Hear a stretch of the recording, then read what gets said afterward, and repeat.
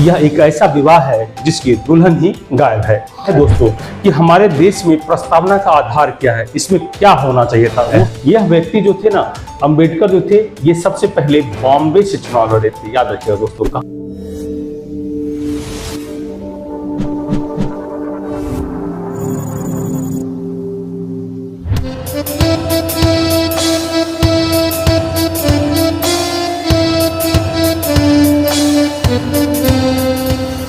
Hello दोस्तों, कैसे हैं? मैं आरपी सर, आप सभी लोगों का डिस्कवरी एच एकेडमी के यूट्यूब परिवार में हार्दिक स्वागत है, वंदन है और क्रांतिकारी इस्तेकबाल है। जैसा कि पॉलिटी का वीडियो अभी रेगुलर आ रहा है और पॉलिटी में हम लोगों ने 2 क्लास कर लिया था। आज हम लोग स्टार्ट करेंगे संविधान सभा की बैठक। इसीलिए हम लोग लेट न करते हुए डायरेक्ट टॉपिक पर बात करते हैं, संविधान सभा की बैठक के बारे में। चलेंगे दोस्तों, स्टार्ट करते हैं हम लोग संविधान सभा की बैठक। संविधान सभा की बैठक। और एक बात दोस्तों ये भी है कि बहुत लोग कमेंट किए थे वीडियो पर कि वीडियो थोड़ा सा लंबा होना चाहिए, तो हम कोशिश करेंगे आज का वीडियो जो है लगभग 20 से 25 मिनट का एक वीडियो बने। चलिए दोस्तों, संविधान सभा में जो बैठक हुई थी उसी संदर्भ में हम लोग बात करते हैं। हमारे संविधान सभा की जो प्रथम बैठक हुई थी दोस्तों, वह 9 दिसंबर 1946 ईस्वी को हुई थी। संविधान सभा की जो प्रथम बैठक थी दोस्तों, प्रथम बैठक वो स्टार्ट हुई थी 9 दिसंबर 1946 को। ये ध्यान रखिएगा। अब इसकी महत्वपूर्ण बातें मैं आप सभी लोगों को बताऊंगा। संविधान सभा की जो प्रथम बैठक हुई थी 9 दिसंबर 1946 को, इसमें क्या क्या इंपॉर्टेंट बातें हुई थी, तो याद रखिएगा दोस्तों, यह जो बैठक हुई थी यह 9 दिसंबर 1946 को हुई थी और दिल्ली में हुई थी। ये ध्यान रखिएगा। और इस बैठक में जो अध्यक्ष बने थे दोस्तों, याद रखिएगा, डॉक्टर सच्चिदानंद सिन्हा थे। ये बिहार के रहने वाले थे। सवाल ये उठता है कि डॉक्टर सच्चिदानंद सिन्हा ही प्रथम संविधान सभा की बैठक का अध्यक्ष क्यों बने थे, तो याद रखिएगा ये अस्थायी अध्यक्ष थे और सबसे अधिक बुजुर्ग होने के कारण ही ये संविधान सभा के प्रथम अध्यक्ष थे, इसीलिए बने थे। अब साथ ही साथ एक और बहुत ही रोचक बात मैं आपको बताऊं, इन्हीं के द्वारा सच्चिदानंद सिन्हा जो बने थे हमारे अस्थायी अध्यक्ष, इन्हीं के द्वारा ही सबसे पहले अस्थायी उपाध्यक्ष की घोषणा हुई थी, जिसका नाम था फ्रैंक एंथोनी। याद रखिएगा दोस्तों, उनका नाम था फ्रैंक एंथोनी। बिल्कुल याद रखिएगा, फ्रैंक एंथोनी, और यही उपाध्यक्ष बने थे। साथ ही साथ ये भी ध्यान रखिएगा दोस्तों कि प्रथम अस्थायी उपाध्यक्ष कौन थे, तो एच.सी. मुखर्जी थे। अब सवाल उठता है कि प्रथम संविधान सभा की जो बैठक हुई थी इसमें कितने लोगों ने भाग लिया था, तो याद रखिएगा दोस्तों, इसमें कुल 207 लोगों ने भाग लिया था। अब आपके मन में सवाल उठ रहा होगा दोस्तों कि संविधान सभा में कुल मेंबर थे 389 और मेंबर आए 207, कुछ तो वजह रहा होगा। याद रखिएगा, उस पर भी हम लोग बात करेंगे। तो पहले याद ये भी रख लेते हैं कि इस 207 में कुल कितनी महिला थी, तो याद रखिएगा इसमें कुल 9 महिला थी दोस्तों। अब सवाल उस पर बात करते हैं कि संविधान सभा में कुल 389 सदस्य थे, लेकिन टोटल मेंबर 207 ही आए थे। ऐसा क्यों हुआ था, तो बहुत स्पष्ट और वाजिब कारण है कि मुस्लिम लीग के कारण और तत्कालीन समय के देसी रियासत, मुस्लिम लीग और तत्कालीन समय के देसी रियासत के कारण ही 389 में से 207 लोग ही इस संविधान सभा की प्रथम बैठक में आए थे। और प्रथम बैठक का बहिष्कार भी मुस्लिम लीग ने किया था। इसी पर चर्चिल जो थे, उन्होंने अपना एक स्टेटमेंट जारी किया था। काफी प्रसिद्ध पंक्ति भी रही है कि उन्होंने इस बैठक के बारे में, विंस्टन चर्चिल ने कहा था कि यह एक ऐसा विवाह है जिसकी दुल्हन ही गायब है। तो दोस्तों, इसके संदर्भ में हम लोग आगे बढ़ते हैं और नेक्स्ट हम लोग याद रखते हैं इसका दूसरा बैठक, संविधान सभा का दूसरा बैठक देखते हैं दोस्तों। संविधान सभा का दूसरा बैठक देखिएगा दोस्तों। दूसरा बैठक जो हुआ था दोस्तों, वो 11 दिसंबर 1946 ईस्वी को हुआ था और ये भी दिल्ली में हुआ था। ये भी कहां हुआ था? दिल्ली में हुआ था। और इस बैठक के अध्यक्ष कौन थे, तो याद रखिएगा इस बैठक के अध्यक्ष जो थे डॉक्टर आरपी थे दोस्तों। कौन थे दोस्तों? डॉक्टर आरपी इस बैठक के अध्यक्ष थे। इन्हीं को अस्थायी अध्यक्ष चुना गया था। अब सवाल उठता है, इसके बाद फिर बैठक हुई, बिल्कुल इसमें और कुछ काम नहीं हुआ था। अब सवाल है तीसरी बैठक का। याद रखिएगा दोस्तों, तीसरी बैठक कब हुई थी, तो तीसरी बैठक हुई थी, देखिए यहाँ 11 है, इसमें 2 दिन और जोड़ दीजिए, 13 दिसंबर 1946 को तीसरी बैठक हुई थी और इसी बैठक से संविधान सभा ने अपना कार्य प्रारंभ किया था दोस्तों, ये भी ध्यान रखिएगा। इसी बैठक से संविधान सभा जो है इसी बैठक से अपना कार्य प्रारंभ किया था। अब हम लोग इसमें और क्या क्या बातें हुई उन सभी तत्वों को देखते हैं दोस्तों। और बैठी हुई थी और इसी बैठक में पंडित जवाहरलाल नेहरू ने अपना उद्देश्य प्रस्ताव लिखकर पेश किया था। इसी बैठक में पंडित जवाहरलाल नेहरू ने अपना उद्देश्य प्रस्ताव को लिख करके पेश किया था और लेकिन समय की अधिकता की वजह से, समय अधिक हो जाने के कारण उद्देश्य प्रस्ताव को इस तारीख को स्वीकार नहीं किया गया था। क्योंकि मैं पहले क्लास में बताया था या सेकंड क्लास में बताया था, संविधान सभा के 2 शिफ्ट में काम होते थे। संविधान सभा प्रथम शिफ्ट में संविधान बनाने के उद्देश्य से काम करती थी और दूसरे शिफ्ट में यह मुख्य रूप से संसद के रूप में काम करते थे। तो समय अधिक हो गया था जिसकी वजह से उद्देश्य प्रस्ताव उस दिन पास नहीं हो सका। अब सवाल उठता है दोस्तों कि हमारे देश में प्रस्तावना का आधार क्या है, इसमें क्या होना चाहिए था, वो सब भी हम लोग बात आगे करेंगे। अब सवाल उठता है कि हमारा जो उद्देश्य प्रस्ताव था इसको स्वीकार कब किया गया। तो याद रखिएगा संविधान सभा की दोस्तों जो अगली बैठक थी, संविधान सभा की जो अगली बैठक हुई थी इसके बाद वो हुई थी दोस्तों 22 जनवरी 1947 को। याद रखिए दोस्तों वो कब हुई थी, 22 जनवरी 1947 को दोस्तों अगली बैठक हुई थी। और इसी बैठक में पंडित जवाहरलाल नेहरू द्वारा लिखे गए उद्देश्य प्रस्ताव को क्या कर लिया गया था दोस्तों, याद रखिएगा उसी को स्वीकार कर लिया गया था। ये भी ध्यान रखना है, बहुत इंपॉर्टेंट है। जैसे इसे स्वीकार किया गया इस उद्देश्य प्रस्ताव के इसे 3 नामों से जाने लग गया। याद रखिएगा दोस्तों इसी उद्देश्य प्रस्ताव को हम लोग प्रस्तावना भी कहते हैं। इसी उद्देश्य प्रस्ताव को हम लोग दोस्तों प्रस्तावना भी कहते हैं। इसी उद्देश्य प्रस्ताव को हम लोग उद्देशिका भी कहते हैं, ये भी ध्यान रखिएगा। इसी उद्देश्य हम लोग क्या बोलते हैं, उद्देशिका। इंग्लिश में ही इसे हम लोग प्रियम्बल भी बोलते हैं दोस्तों, ये भी ध्यान रखिएगा। इसी को हम लोग इंग्लिश में क्या बोलते हैं, प्रियम्बल भी बोलते हैं, ये ध्यान रखिएगा। अब सवाल उठता है इसके आगे अब क्या हुआ। संविधान सभा की प्रथम बैठक में कुछ विवाद हुआ था, क्या अंबेडकर आए थे नहीं थे, उस पर बात करेंगे। तो इतना तो हो चुका। अब हम लोग इसके आगे एक नया हेडिंग बनाएंगे दोस्तों, संविधान सभा की बैठक में अंबेडकर को लेकर विवाद। एक नया हेडिंग बनाइएगा दोस्तों, संविधान सभा की बैठक में अंबेडकर को लेकर विवाद। संविधान सभा हेडिंग बना दीजिए और अंबेडकर बना दीजिए हेडिंग और इस पर विवाद। अब हम लोग इस पर बात करने वाले हैं दोस्तों, इस पर तमाम पहलू पर बात करेंगे और इसके महत्वपूर्ण तत्वों को समझेंगे दोस्तों। याद है दोस्तों संविधान सभा की बैठक में ना अंबेडकर का उल्लेख नहीं मिल रहा है। क्यों, इसके पीछे का वजह क्या है। यह व्यक्ति जो थे ना अंबेडकर जो थे ये सबसे पहले बॉम्बे से चुनाव लड़े थे। याद रखिएगा दोस्तों कहां से चुनाव लड़े थे, बॉम्बे से चुनाव लड़े थे। ये चुनाव में क्या हुआ था, परिणाम ये हार गए थे, ये ध्यान रखिएगा। उसके बाद फिर क्या हुआ, उसके बाद दोस्तों याद रखिएगा मुस्लिम लीग की सहायता से ये चुनाव लड़े थे। किसकी सहायता से, मुस्लिम लीग की सहायता से चुनाव लड़े। बंगाल में एक क्षेत्र है जय सूरा कुलना, याद रखिएगा दोस्तों बंगाल में एक क्षेत्र है जय सूरा कुलना, वहां से चुनाव लड़े और वह जीत गए और वहां से जीतकर संविधान सभा में ये पहुंच गए। लेकिन एक बहुत इंटरेस्टिंग घटना मैं बताता हूं। जैसे जैसे 19 अगस्त 1947 नजदीक आता गया और भारत और पाकिस्तान के विभाजन की तस्वीर साफ होती चली गई और बांग्लादेश में जय सूरा कुलना चला गया, अर्थात उस समय का पूर्वी पाकिस्तान। जय सूरा कुलना जहां से ये जीते थे मुस्लिम लीग की सहायता से, कहां से जीते थे मैं लिख देता हूं, जय सूरा कुलना से ये जीते थे। और लेकिन जैसे जैसे विभाजन की तस्वीर साफ हुई और तो जय सूरा कुलना जो है बांग्लादेश में चला गया और बांग्लादेश जो है पूर्वी पाकिस्तान का हिस्सा था। अतः अंबेडकर फिर संविधान सभा का सदस्य नहीं बन पाए। इससे बहुत चिंता की बात हुई। यह ध्यान रखने योग्य बात है कि अब क्या होगा। उसी समय में संविधान सभा के एक सलाहकार थे BN राव, याद रखिएगा संविधान सभा के एक सलाहकार थे, एक व्यक्ति थे, नाम था BN राव। इनका पूरा नाम था दोस्तों बेनेगल नरसिंह राव। जब अंबेडकर संविधान सभा में नहीं पहुंच पाए, पुनः हट गए, तब क्या हुआ कि BN राव ने इसकी सूचना डॉक्टर RP को दी। याद रखिएगा दोस्तों, इसकी सूचना डॉक्टर RP को दी और डॉक्टर RP ने BG खेर को एक पत्र लिखा। BG खेर, याद रखिएगा, ये बॉम्बे के प्रधानमंत्री थे। BG खेर को पत्र लिखा, ये बॉम्बे के PM थे।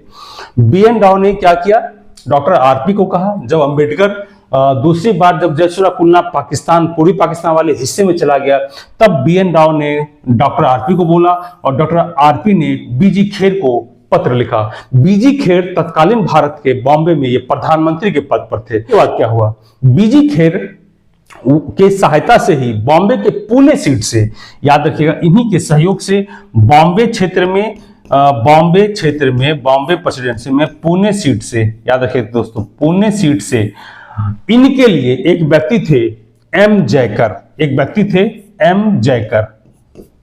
ये प्रश्न पूछा भी जाता है दोस्तों, M जयकर था दोस्तों, M जयकर। तो BG खेर की सहायता से बॉम्बे के पुणे सीट से M जयकर ने डॉक्टर भीमराव अंबेडकर के लिए अपना सीट छोड़ दिया और वह वहां से पुणे सीट से जीतकर पुनः संविधान सभा पहुंचे। तो दोस्तों यही हमारा यहाँ का इतिहास था। तो अब एक विवाद के बारे में मैंने बता दिया सारी बातें, तो यहाँ से प्रश्न बनता है, स्टेटमेंट वाला ही बनेगा, फैक्चुअल बनेगा, कि संविधान सभा में अंबेडकर कहाँ से जीतकर पहुंचे थे। तो याद रखिएगा, हम लोग को बॉम्बे ऑप्शन में रहेगा, सॉरी बंगाल भी रहेगा और पुणे भी रहेगा। तो हम लोग क्या मारना है दोस्तों, याद रखिए, हम लोग को पुणे मारना है। क्यों?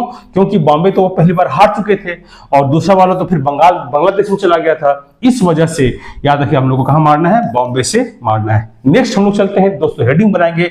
अब बात चली है किसकी, BN राव की। तो हम लोग BN राव के बारे में कुछ महत्वपूर्ण बातों को जानते हैं, इनके बारे में। तो आप अपने कॉपी में बनाइएगा दोस्तों heading, BN Rao. BN Rao बहुत जानकार व्यक्ति भी थे और इनके बारे में जानना, चर्चा हो और इनके बारे में बात ना करें तो बड़ी अच्छी बात नहीं होगी। याद रखिएगा, BN राव संविधान सभा के सदस्य नहीं थे। ये याद रखिएगा कि BN राव संविधान सभा के सदस्य नहीं थे, ये ICS के अधिकारी भी थे, इंटरनेशनल कोर्ट के ये जज भी रहे थे। इन्होंने बर्मा देश का संविधान भी लिखा था और संविधान के प्रथम प्रारूप भी ये लिखे थे। मैं फिर से रिपीट कर देता हूं, इन्होंने संविधान का प्रथम प्रारूप लिखा, बर्मा देश का संविधान लिखा, इंटरनेशनल कोर्ट में ये जज थे, ICS के अधिकारी थे और संविधान सभा के ये सदस्य नहीं थे। हम लोग बात करते हैं इसके सबसे अंतिम वाले बिंदु पर, BN राव ने क्या लिखा था, संविधान का प्रथम प्रारूप लिखा था। और इस प्रारूप में BN राव ने कितना अनुच्छेद लिखा, क्या अनुसूची, कितनी अनुसूचियां थी, ये भी जानना आवश्यक है। याद रखिएगा, BN राव ने जो प्रारूप लिखे थे उसमें कुल अनुच्छेदों की संख्या 243 थी। कुल कितने अनुच्छेद थे दोस्तों, तो याद रखिएगा इसमें कुल अनुच्छेद 243 था। और जबकि इसमें अनुसूचियों की संख्या कितनी थी दोस्तों, याद रखिएगा इसमें कुल 13 अनुसूचियां थी। याद रखिएगा दोस्तों, इसमें कुल कितनी अनुसूचियां थी, 13। बहुत कम लोग यह जानते हैं कि ये जो अनुसूचियां और ये प्रारूप में अनुच्छेद और अनुसूचियां लिखी गई थी, इसी प्रारूप पर, पांडुलेखन पर विचार करने के लिए एक समिति बनी थी दोस्तों। याद रखिएगा, जो BN राव ने प्रारूप लिखा था, इसी प्रारूप पर विचार करने के लिए, इसी प्रारूप पर दोस्तों विचार करने के लिए एक समिति बनी। करने के लिए क्या बनी थी दोस्तों, एक समिति बनी थी और इसी समिति का नाम था दोस्तों प्रारूप समिति। इसी समिति का नाम क्या था दोस्तों, प्रारूप समिति। इसी समिति का नाम था दोस्तों प्रारूप समिति। अब आपको यहां ध्यान रखना है दोस्तों कि इस प्रारूप समिति का गठन कब हुआ, इसमें कितने सदस्य थे, कौन कौन से इसके अध्यक्ष थे, ये तमाम बातों को जानना आवश्यक है। और इसको स्वीकार कब किया गया और इसे प्रारूप को इंग्लिश में और हिंदी में किन किन नामों से जानते हैं, ये भी हमें देखना है। चलिए दोस्तों शुरू करते हैं कि BN राव के द्वारा जो प्रारूप लिखा गया था। देखिए दोस्तों, BN राव के द्वारा जो प्रारूप लिखा गया था, इस प्रारूप में 243 अनुच्छेद, 13 अनुसूचियां। इसी प्रारूप पर विचार करने के लिए एक समिति बनी थी जिसका नाम था दोस्तों प्रारूप समिति। इस समिति का गठन कब हुआ था दोस्तों, याद रखिएगा, इस समिति का गठन हुआ था 29 अगस्त 1947 को। याद रखिए दोस्तों, इस समिति का गठन हुआ था 29 अगस्त 1947 को। प्रारूप समिति को हम लोग पांडुलेखन भी कहते हैं और इंग्लिश में से ड्राफ्ट कमेटी भी कहते हैं। इसमें सदस्य कितने थे, तो याद रखिए कुल सदस्य की संख्या इसमें दोस्तों 7 थी। कुल सदस्य कितने थे दोस्तों, इसमें 7 थी। और इस कुल 7 सदस्यों का विभाजन कैसा था, तो इसमें एक अध्यक्ष थे और 6 सदस्य थे। याद रखिए दोस्तों, इसमें एक अध्यक्ष और 6 सदस्य थे। इसमें एक अध्यक्ष और 6 सदस्य थे। अब सवाल उठता है इसमें अध्यक्ष कौन थे और सदस्य 6 कौन कौन थे। तो मैं सबका नाम बोलता हूं, धीरे धीरे आप लोग उसका नाम लिख लीजिएगा। दोस्तों याद रखिएगा, इस समिति में जो बने थे, इसी प्रारूप समिति में विचार करने के लिए इसके अध्यक्ष डॉक्टर भीमराव अम्बेडकर थे। अब इसके 6 सदस्य का नाम बताऊंगा। गोपाल स्वामी आयंगर इसके सदस्य थे, अल्लादी कृष्णा स्वामी अय्यर इसके सदस्य थे, के.एम. मुंशी इसके सदस्य थे। इसके अलावा टी.टी. कृष्णामाचारी, चूंकि खेतान थे, डीपी खेतान, उनकी मृत्यु हो गई थी। डीपी खेतान की मृत्यु हुई थी और उन्हीं के स्थान पर टी.टी. कृष्णामाचारी आए थे। ये प्रश्न पूछा भी जाता है, ये भी ध्यान रखिएगा। उसके बाद बी.एल. मित्र के स्थान पर एन. माधव राव आए थे, ये बहुत इंपॉर्टेंट है। और लास्ट में मुस्लिम लीग के एकमात्र मेंबर इसमें थे मोहम्मद सदाउल्लाह। प्रश्न पूछा जाता है कि प्रारूप समिति में मुस्लिम लीग के एकमात्र मेंबर कौन थे, तो मोहम्मद सदाउल्लाह। प्रश्न यह भी पूछेगा कि कांग्रेस के एकमात्र मेंबर कौन थे, तो याद रखिएगा दोस्तों के.एम. मुंशी इसमें एकमात्र मेंबर थे। अब हम लोग दोस्तों इसके आगे नेक्स्ट टॉपिक पर चलते हैं कि डॉक्टर भीमराव अम्बेडकर कुछ और उपलब्धियां थी क्या। इन्होंने 2 पुस्तकें लिखी थी, याद रखिएगा। अम्बेडकर महोदय ने 2 पुस्तकें लिखी थी प्रारूप समिति में अंबेडकर महोदय ने 2 पुस्तकें लिखी थी जो काफी इंपॉर्टेंट है, पूछा भी जाता है। पहला हिंदू धर्म की पहेलियां और पाकिस्तान के विभाजन पर विचार, ये भी ध्यान रखिएगा। अब संविधान सभा में बताता हूं कि संविधान सभा कुल अधिवेशन कितने हुए, ये भी ध्यान रखिएगा दोस्तों। याद रखिए दोस्तों, संविधान सभा के कुल अधिवेशन कितने हुए थे, बहुत इंपॉर्टेंट है, याद रखिएगा दोस्तों। संविधान सभा में कुल अधिवेशन की संख्या 12 थी और इसका अंतिम अधिवेशन कब हुआ था, तो याद रखिएगा बैठक या अधिवेशन, याद रखिएगा दोस्तों 24 जनवरी 1950 ईस्वी को, 24 जनवरी 1950 ईस्वी को इसका अंतिम अधिवेशन हुआ था। अब सवाल उठता है कि जब अंतिम अधिवेशन जिस दिन था, यानी 12वां बैठक, पूछेगा संविधान सभा का 12वां बैठक या 12वां अधिवेशन जब हुआ था, कब हुआ था, तो 24 जनवरी 1950 को। इस बैठक में कुल कितनी महिलाएं थी, तो याद रखें दोस्तों इसमें कुल महिलाओं की संख्या 12 थी, ये भी ध्यान, इसमें कुल महिलाओं की संख्या दोस्तों 15 थी, इसमें कुल महिलाओं की संख्या कितनी थी दोस्तों, 15। और पहली बैठक में याद रखिएगा 9 महिला थी। अब सवाल उठता है संविधान सभा में जितने हुए इसमें एकमात्र मुस्लिम महिला कौन थी, तो ये भी याद रखिएगा इसमें एकमात्र मुस्लिम महिला संविधान सभा में जो कुल टोटल 12 बैठक हुई थी, बेगम अय्याज रसूल थे। सवाल ये भी उठता है संविधान सभा में बिहार के कुल कितने मेंबर थे, तो 36 सदस्य थे, ये भी याद रखिएगा। अब सवाल उठता है कि 24 जनवरी 1950 ईस्वी को कौन सा काम हुआ था, ये ध्यान रखिएगा। तो सबसे पहला याद रखिएगा जन गण मन को राष्ट्रगान के रूप में स्वीकार किया गया था। दोस्तों याद रखिएगा, बहुत इंपॉर्टेंट है कि इस तारीख को क्या क्या स्वीकार किया गया। संविधान सभा की अंतिम बैठक थी 24 जनवरी 1950। इस बैठक को क्या क्या हुआ था, तो 4 काम आपको याद रखना है। पहला कि जन गण मन को राष्ट्रगान के रूप में स्वीकार किया गया। दूसरा, डॉक्टर राजेंद्र प्रसाद को, डॉक्टर आरपी को अंतरिम राष्ट्रपति के रूप में स्वीकार किया गया था, अंतरिम राष्ट्रपति के रूप में वो पद पर बैठे थे। तीसरा, संविधान सभा का भंग इसी तारीख को हुआ था। और चौथा, अंतरिम संसद का निर्माण इसी दिन हुआ था 24 जनवरी 1950 को। अब सवाल उठता है दोस्तों कि संविधान सभा के द्वारा जब संविधान हमारा बनकर तैयार हुआ उस पर कुल कितने व्यक्ति ने हस्ताक्षर किया था, तो याद रखिएगा 284 व्यक्ति ने इस पर हस्ताक्षर किया था। और संविधान हमारा लागू आंशिक रूप से कब हुआ था, तो 26 नवंबर 1949 को लागू हुआ था, ये ध्यान रखिएगा। अब सवाल दोस्तों हम लोग एक हेडिंग बनाएंगे, हमारा संविधान कितनी बार लागू हुआ है, हेडिंग बना लीजिएगा। संविधान का छोटा सा टॉपिक है दोस्तों, संविधान का लागू होना, संविधान का लागू होना। तो याद रखिएगा दोस्तों हमारा संविधान जो है ना हमारे देश का, ये 2 रूपों में लागू हुआ है। कितने रूपों में लागू हुआ है दोस्तों, ये 2 रूप में लागू हुआ है। पहली बार जो लागू हुआ था दोस्तों उससे हम लोग आंशिक रूप से कहते हैं। हमारा संविधान आंशिक रूप से कब लागू हुआ था, तो हमारा संविधान आंशिक रूप से 26 नवंबर 1949 को लागू हुआ था दोस्तों। हमारा संविधान आंशिक रूप से 26 नवंबर 1949 को लागू हुआ। अब सवाल उठता है जिस दिन ये लागू हुआ उसमें कुल कितने अनुच्छेद लागू हुए थे, तो हमारा संविधान जब आंशिक रूप से लागू हुआ था तो उस दिन हमारे संविधान के 16 अनुच्छेद लागू हुए थे, ये ध्यान रखिएगा। कितने अनुच्छेद लागू हुए थे दोस्तों? तो 16 अनुच्छेद लागू हुए थे। और ये 16 अनुच्छेद के बारे में जानना बहुत इंपॉर्टेंट है। तो कौन सा है दोस्तों? तो ये हम लिखते जाते हैं दोस्तों, याद रखिएगा। इसमें नागरिकता के अनुच्छेद थे। नागरिकता के अनुच्छेद थे दोस्तों 5 से लेकर 5 था, 6 था, 7 था, 8 था, 9 था। ये तो नागरिकता के अनुच्छेद थे। इसके बाद कौन सा था? तो याद रखिएगा, चूंकि राष्ट्रपति चुने गए थे, निर्वाचित हुए थे, तो अनुच्छेद 60 भी होगा। राष्ट्रपति को शपथ इसी से दिलाया जाता है। उसके बाद निर्वाचन हुआ था राष्ट्रपति के पद का, तो निर्वाचन आयोग का होना आवश्यक है। तो याद रखिएगा अनुच्छेद 324 भी उस दिन लागू हुआ था। फिर क्या लागू हुआ था? 366, 367 ये भी लागू हुआ था। 366 भी लागू हुआ था, 367 भी लागू हुआ था, 380 ये बहुत इंपॉर्टेंट है। इसी में अंतरिम राष्ट्रपति की चर्चा है, ये ध्यान रखिएगा। एंटरिम प्रेसिडेंट इंग्लिश में बोलते हैं, एंटरिम प्रेसिडेंट, अंतरिम राष्ट्रपति। याद रखिएगा, पहली बार जो डॉक्टर आरटी हमारे देश के राष्ट्रपति बने थे 24 जनवरी 1950 को बने थे, और वह 2 साल तक पद पर रहे थे, यानी 1952 तक रहे थे। अब सवाल उठता है कि हमारे देश में संविधान 26 नवंबर 1949 को आंशिक रूप से लागू हुआ, तो हम लोग विधि दिवस इसी तारीख को मनाते हैं। इसके पीछे का तर्क क्या है? तो याद रखिएगा, राजस्थान के एक व्यक्ति हैं, हमारा 26 नवंबर को हम लोग क्या मनाते हैं दोस्तों? विधि दिवस मनाते हैं। क्या मनाते हैं? विधि दिवस। तो इस पर ध्यान रखिएगा दोस्तों, इस पर मैं बता रहा हूं। राजस्थान के एक व्यक्ति हैं लक्ष्मीमल सिंधवी की सलाह पर अंबेडकर के 125वीं जयंती के कारण अब इसे हम संविधान दिवस के रूप में मनाते हैं, ना कि विधि दिवस के रूप में मनाते हैं। दोस्तों ये ध्यान रखिएगा, संविधान दिवस के रूप में हम लोग इसे मनाते हैं, ना कि विधि दिवस।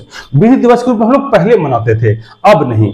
अब सवाल उठता है संविधान सभा का, अब हम लोग का दोस्तों सवाल उठता है नेक्स्ट टॉपिक में, संविधान सभा का शीर्षक क्या था? हमारे संविधान सभा का शीर्षक के बारे में कहां लिखा हुआ है, इस पर हम लोग बात करेंगे। तो हम लोग इसको साफ करते हैं, देखते हैं आगे। देखिएगा दोस्तों, संविधान सभा का हमारे संविधान का शीर्षक क्या है? हमारे संविधान का शीर्षक क्या है और कहां लिखा हुआ है? तो याद रखिए, ये सब बेसिक जानकारियां हैं। हमारे संविधान का जो शीर्षक है वह अनुच्छेद आर्टिकल 393 में है दोस्तों। इसी अनुच्छेद में क्या लिखा हुआ है? भारत का संविधान। प्रश्न पूछेगा, बहुत हल्का प्रश्न है, लेकिन अक्सर विद्यार्थी लोग गलती कर देते हैं। भारत के संविधान का शीर्षक पूछेगा, हमारे देश के संविधान का शीर्षक क्या है और कहां लिखा हुआ है? तो हमारे संविधान का शीर्षक है भारत का संविधान, और यह अनुच्छेद 393 में लिखा हुआ है दोस्तों। फिर आगे याद रखिएगा, हमारे देश में जो 16 अनुच्छेद लागू हुए, इसकी चर्चा कहां पर है? आंशिक रूप से जो हमारा संविधान 26 नवंबर 1949 को लागू हुआ था, उस दिन 16 अनुच्छेद लागू हुए थे। तो 16 अनुच्छेद जो लागू हुए उसकी चर्चा कहां है? तो याद रखिएगा, उसकी चर्चा अनुच्छेद 394 में है दोस्तों। हमारा संविधान जो आंशिक रूप से लागू हुआ उसकी चर्चा कहां है? 394 में 16 अनुच्छेद जो लागू हुए थे उसकी चर्चा है। साथ ही साथ यह भी ध्यान रखिएगा, 26 जनवरी 1950 से हमारा संविधान पूर्ण रूप से लागू होगा, उसकी भी चर्चा 394 में ही है। अब सवाल उठता है अनुच्छेद 395 क्या है? हमारे देश के संविधान का सबसे अंतिम अनुच्छेद यही है, 395। ये क्या है? ये बहुत अच्छे से समझिएगा। इस अनुच्छेद में कहा गया है 1935 का अधिनियम समाप्त कर दिया गया। साथ ही साथ 15 अगस्त 1943 से लेकर 26 जनवरी 1950 तक हमारे देश में 1935 का अधिनियम नियम संचालित होगा। बहुत इंपॉर्टेंट बात, मैं फिर से रिपीट करता हूं कि 15 अगस्त 1947 से लेकर 26 जनवरी 1950 तक हमारा देश जो है 1935 के अधिनियम से संचालित होगा दोस्तों। ये ध्यान रखिएगा, ये कहां लिखा हुआ है दोस्तों? 1935 के अधिनियम में लिखा हुआ है। अब सवाल उठता है, हमारे संविधान सभा के बारे में कुछ व्यक्ति कुछ अलग अलग तर्क दिए थे। तो एक व्यक्ति थे लॉर्ड साइमन ने संविधान सभा को हिंदुओं की संस्था कहा था दोस्तों। हमारा क्लास कैसा लगा दोस्तों? चैनल को ढेर सारा प्यार और दीजिए, आप लोग के प्यार की सख्त आवश्यकता है, और साथ ही साथ चैनल को लाइक शेयर सब्सक्राइब खूब कीजिए।